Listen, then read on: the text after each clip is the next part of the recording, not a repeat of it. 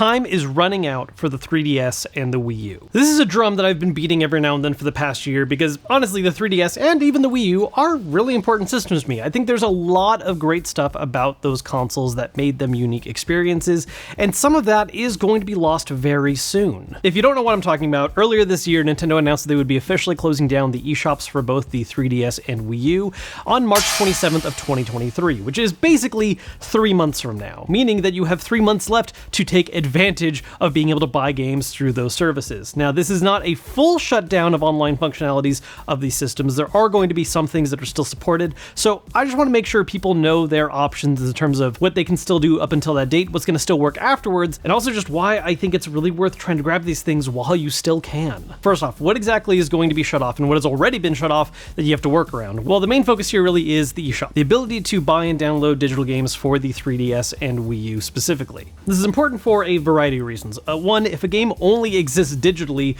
where it can only be purchased via these stores, it's effectively disappearing from any kind of official way of buying once this date passes. Two, games that have DLC. There are quite a few 3DS titles that have DLC functions, especially a lot of RPGs. If you're a fan at all of Fire Emblem, Shin Megami Tensei games, and a bunch of other great titles out there, if they have any DLC functionality whatsoever, that is also going to disappear and that content will be gone once this date passes. And lastly, while there are of course a lot of games that have physical copies that have been released and you can grab, in a lot of cases getting it digitally at this point is actually cheaper than trying to buy certain physical copies because they've just gotten that much harder to get a hold of. And honestly, I will not be surprised if once the shop permanently closes down, we just see those prices skyrocket even more because an alternative, more affordable way of grabbing those is now going to be gone. Now, it is important to note that while you can still buy things on the eShop right now, the functionality of it is actually a lot more limited than it was when Nintendo first announced this. Certain aspects of it have been totally shut off. For instance, you cannot use credit cards on the 3DS or Wii U anymore. You cannot use Nintendo point cards either. However, there is one method that is still available that you can make use of, which is having your Nintendo Network ID that is on your 3DS or Wii U linked to a current Nintendo account. See, back when 3DS and Wii U were new, they made use of what was called Nintendo Network ID, which ended up getting replaced shortly before the release of the Switch with the current Nintendo account system. Now, the benefit of Nintendo account systems is that it actually basically acts as an overarching network of all your different Nintendo stuff, whether that's for stuff on mobile, stuff on Switch, or for the 3DS and Wii U. And so if you have an active Nintendo account, you just have to make sure that that's tied to the Nintendo Network ID that is on the 3DS and Wii U. Once that's confirmed, any funds you add to that Nintendo account are gonna show up as available on 3DS and Wii U. So if you add funds through your Switch directly, that's on the same account, or if you even go to Nintendo's website, there's a way to add funds there. Doing that and then going to the eShop on either the 3DS or Wii U will see you now have those funds available to use. Now, while the eShop and the ability to buy games is going to disappear, one thing that I've seen a few people confused about is that this also means that a lot of online functionalities for these systems are going to be going down at the same time.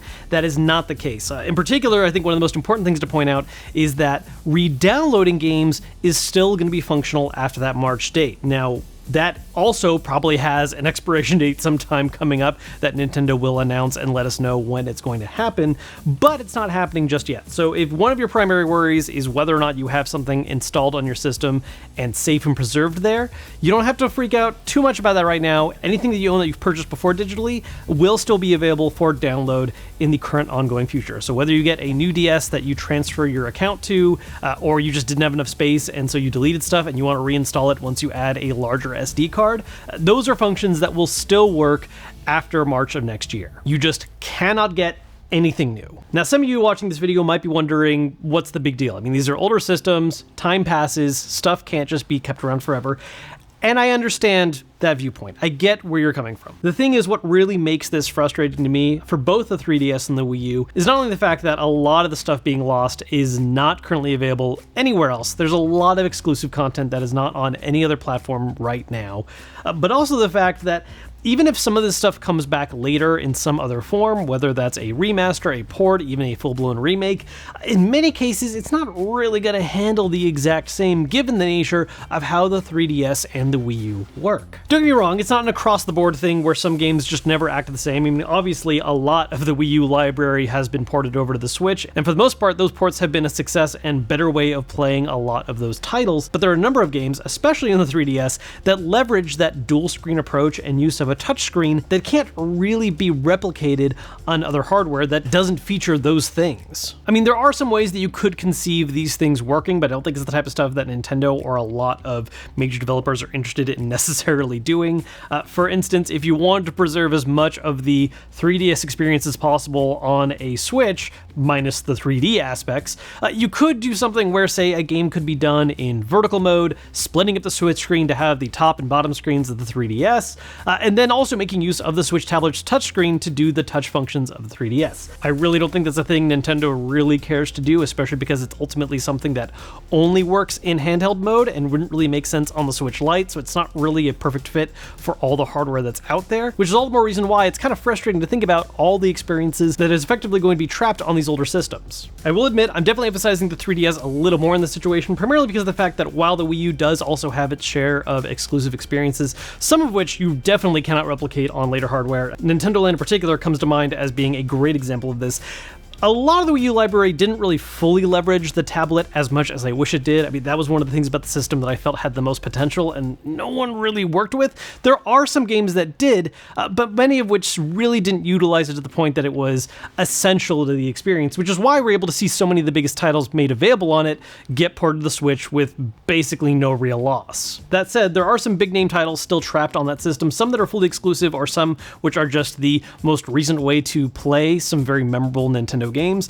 Namely, Xenoblade Chronicles X is completely just on the Wii U still. With how popular that franchise has been, I still get the feeling that a port is possibly going to happen for that someday. It just hasn't been talked about yet. And then not to mention, one of the other things that has been heavily requested for Switch ports that we haven't gotten yet, both Twilight Princess and Wind Waker got remasters on the Wii U that are beautiful and would be great to have on the Switch, but we just don't yet. And so if you want to play those versions, the Wii U's where you gotta go. As for the 3DS, there's a lot more to potentially be lost. As I mentioned earlier, there are of course games that were made only digitally available on that system, not to mention a lot of major titles that have DLC, some of which is pretty big story-based stuff. I mean, if you're at all a fan of Fire Emblem or you got into it more recently with Three Houses, there are 3 major Fire Emblem titles on the 3DS, all of which would feature DLC, some of which was plot-intensive important stuff, others were maybe more just sort of, here's a way to get some bonus items or screenshots of characters in bikinis, whatever. The point is that there is a lot of content for those games that is locked behind the eShop